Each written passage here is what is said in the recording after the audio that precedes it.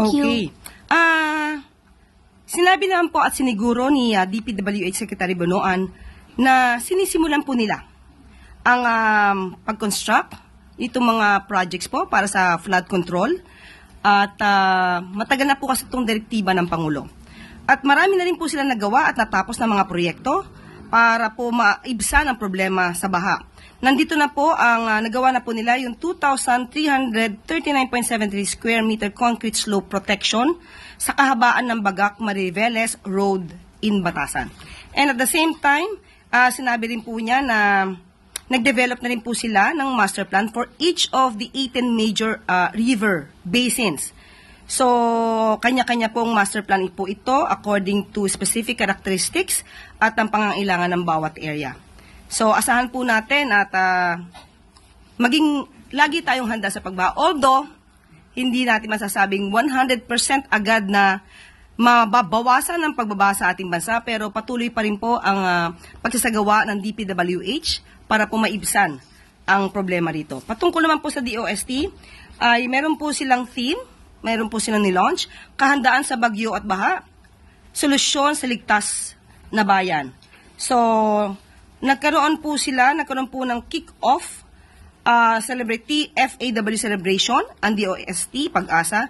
Nirelaunch nila ang National Hydromet Observing Network interactive platform at ang centralized alert system kung saan maaari pong makuha at ma-access ng ating kababayan ng critical weather advisories. At ang sabi naman din po ng DA, handa po sila sa food security, lalo-lalo na po na okay naman po ang supply ng ating bigas sa kasalukuyan. At maliban po dyan, pati po yung DSWD, sinabi po nila na handa rin po sila sa feeding program.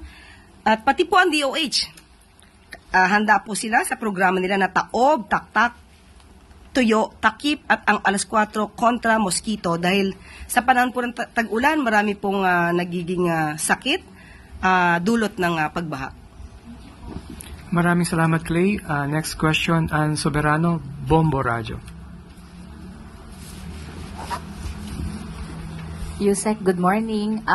Reaction lang po ng Malacanang. Sa press briefing kasi kahapon sa House of Representatives, sinabi ni House Impeachment Spokesperson Attorney Antonio Odi Bukoy na maaring maapektuhan ang investor confidence kung masyadong matagalan ang proseso sa impeachment ni Vice President Sara Duterte. Okay, mismong nasa business sector na po ang naaalarma sa nangyayari dito sa Senado patungkol po sa impeachment trial. At hindi po talaga na naisin na makapag-invest, na maa-alerto po talaga mga investors natin kung may issue po at inaakusahan ng isang leader ng korupsyon at mukhang nakakampihan pa ng ibang senator judges. So nakakaalarma po ito dahil gumaganda po ang takbo ng ekonomiya ng bansa. Taliwas po ito sa sinabi ng Vice Presidente na bagsak ang ekonomiya. Tandaan po natin, natanggal na po ang Pilipinas dito sa Financial Action Task Force Gray List na nakapagbigay po ng mataas na investor confidence sa bansa nito lamang taon. At sinabi rin po ng ADB na na-maintain po ng Pilipinas ang napakaganda pong economic outlook for 2025. So, nakakahinayang po kung ang ekonomiya natin ay maapektuhan ng dahil lang po sa nangyayari sa Senado. So, ang panawagan lang din po natin sa Senado patungkol po sa impeachment trial, hindi naman po para pabilisin o manghimasok tayo sa ginagawang impeachment trial, kundi sundin lamang po ang konstitusyon at ang rule of law. Yan din lang po ang ninanais ng Makati Business Club. On the other, Yusek, sang-ayon po ba ang Malacanang sa panawagan ng business community na kailangan talagang bilisan na ang trial upang mapanatili ang katatagan ng ekonomiya at kumpiyansa ng mga investor na mamuhunan sa ating bansa? Muli ulitin natin, hindi po kasi manghihimasok ang Pangulo sa proseso sa Senado patungkol po sa impeachment trial. Pero kung yan po ang nakikita po ng mga nagnenegosyo, investors natin sa Pilipinas, eksperto sila sa mga ganitong bagay, kung ano ang mas makakabuti sa ekonomiya. Sa tandaan natin, ang sabi lamang po ng Pangulo, sundin ang konstitusyon at ang rule of law.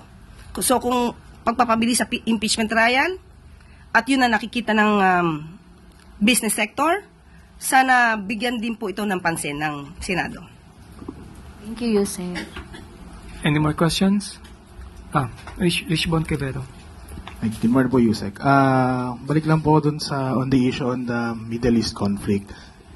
This Monday po, we had 18 OFWs that were repatriated from Dubai. They were supposed to go to Israel and Jordan for work. And they arrived po when the conflict intensified, like last Friday po, June 13. Is there a responsibility on the part po ba of, reaction lang po from the palace, is there a responsibility on the part of the Bureau of Immigration and the DMW and other related agencies na hindi na dapat sila pinatuloy as they were needed to be repatriated po since they were originally going to Israel and Jordan? Siguro po titignan natin ng masinsinan kung ano po ang nangyari dito dahil sabi nga po kanina ng Pangulo, yung repatriation po ay voluntary din po sa mga kababayan natin. So titignan po natin yung sitwasyon, may pagkukulang po ba ang Bureau of Immigration at napayagan at hindi po tayo agad-agad mahuhusga muna. Tignan po natin ang detalye. Thank you po, Yusek.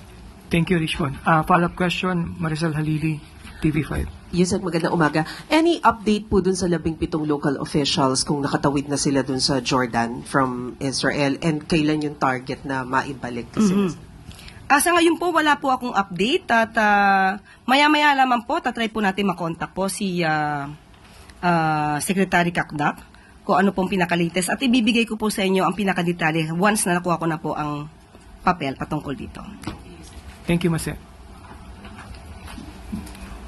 At bago tayo magtapos, kakulangan sa mga classrooms at iba pang aspeto sa sektor ng edukasyon, agarang aaksyonan. Sa isang podcast interview, ipinabatid ng Pangulo ang kanyang pagkagulat sa kasalukuyang estado ng edukasyon sa bansa. Ayon sa assessment na pinangungunahan ni Education Secretary Sani Angara, napag-alaman ang kabuuang extent ng kakulangan sa education sector. 160,000 classrooms ang kulang sa ating mga paaralan. Paano nangyari yon? Yan ang pagtatakang tanong ni Pangulong Marcos Jr. Kaya malaking katanungan kung ano talaga ang ginawa ng mga naunang namuno sa kagawaran. Malaki pa ang dapat punan upang mapaganda ang edukasyon sa bansa bilang hakbang. Binigyan ng direktiba ng Presidente ang DPWH na pabilisin ang pagpapagawa ng mga karagdagang classrooms. Sa usapin naman ng graduate readiness, inatasan ng Pangulo ang DepEd at iba pang sangay ng gobyerno na ayusin at pagbutihan pa ang K-12 curriculum. Ito'y para maihanda ang mga estudyante na graduate ng grade 12 kung sakaling nais nilang makapagtrabaho dito o sa ibang bansa. At dito na po nagtatapos ang ating press briefing ngayong araw. Magandang tanghali para sa bagong Pilipinas.